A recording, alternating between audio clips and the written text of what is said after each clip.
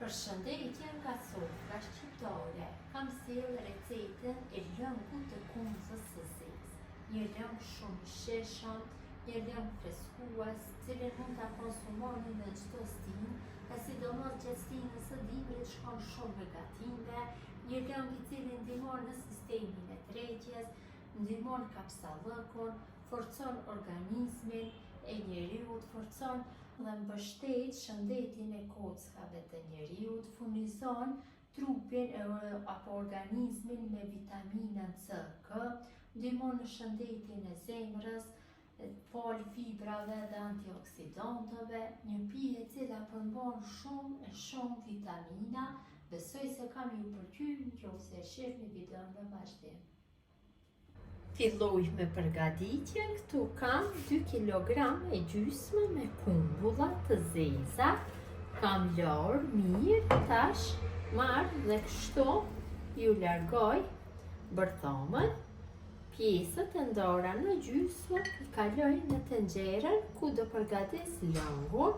Vërtet është një lëng shumë i sheshëm dhe shumë i shëndetshëm, sidomos për sistemin e tregjes është shumë i mirë, mund ta konsumoj të gjithë moshat, fëmijë, pleq, gratë të zëna, nuk ka asnjë efekt anësor, është një pije shumë e shëndetshme. Në këtë mënyrë ju largoj të gjithave bërthamën.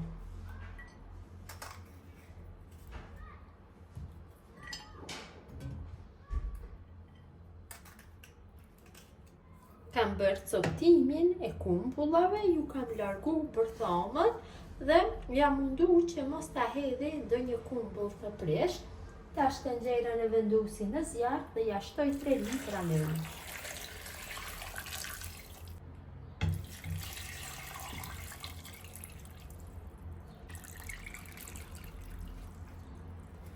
Tash masën e zi në temperaturë mesatare për 40-50 minuta duke e përzier her pas here.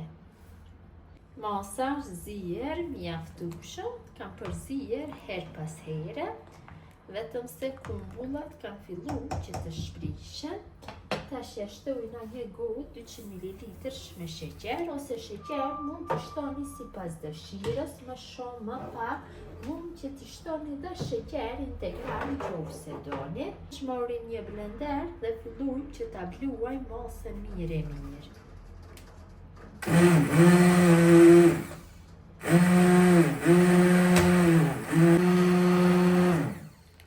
Kam bluar masën mirë, tash masën do e zije dhe për 5 ose 10 minuta tjera në të njëjtën temperaturë. Masa është zirë dhe për 10 minuta tjera, tash ja largojna shkumbën e formuar sepër, kështu nga ansorët. Ja largoj, duhem t'ja largoj të tërën me një luk.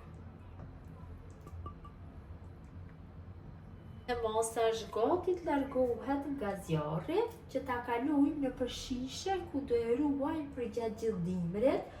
Qofse e konsumojmë me një herë, atëherë vetëm se e lojmë që të ftohet dhe e konsumojmë.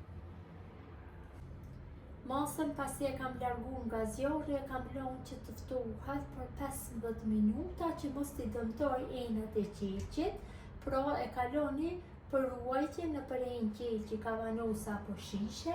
Shishet i kam larë mirë, i kam sterilizu në furrë të nxehtë 150 gradë për 15 minuta. Një pjesë do e ruaj për dimër, kurse pjesën tjetër do e konsumoj dhe do ju demonstroj se si ka dalë.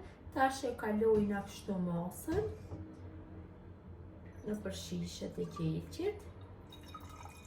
Vërtet ka dalë shumë e mirë. Po një aromë jashtëzakonisht të mirë masa. Këtë mënyrë i mbushim gjitha shishet. Shumë e rëndësishme është që të jenë shishet të lara apo kavanosat. Lojna vetëm pak hapësirë ka të bëjmë mbylljen me kapak.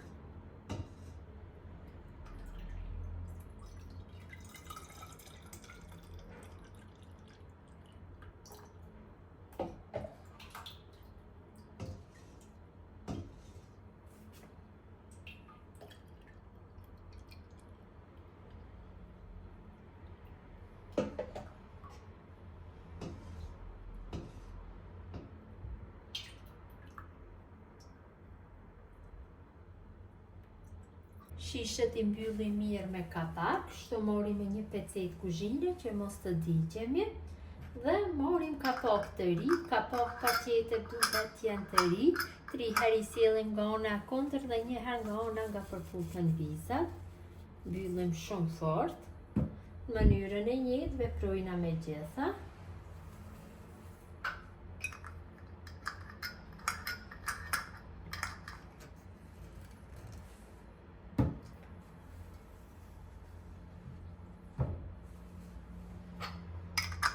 Pasi kam mbyllur mirë me kapak, tash morim një ing të thellë dhe në të shtrojmë një qershaf apo një batanije dhe I morim shishet dhe I vendosim kështu tek ena me kokë të poshtë.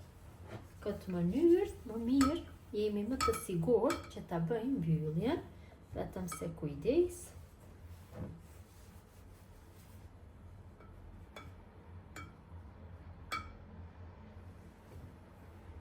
Mbylli mirë nga gjitha anët.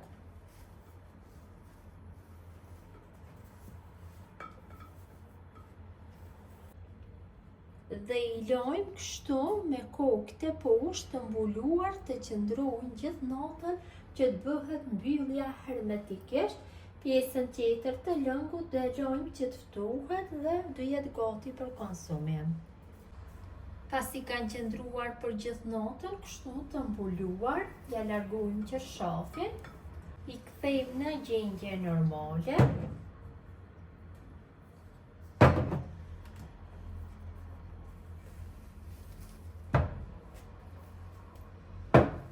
Dhe direkt do I vendosim në frigorifer apo I dërgoj në podron tek flladit, janë gati për konsumim me një herë.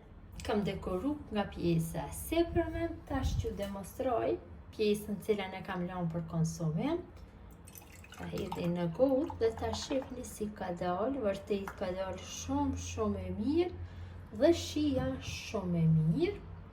Kjo është mënyra motra dashura se si përgatis unë lën kumbulle, kumbullës së zezë, një pije shumë e shishme, një pije kuruse, me shumë veti, besoj se ju ka pëlqyer, gjithë ju që e përgatisni, ju bëft mirë, mirëmbëjtje nga sofra shqiptare deri në recetën e radhës.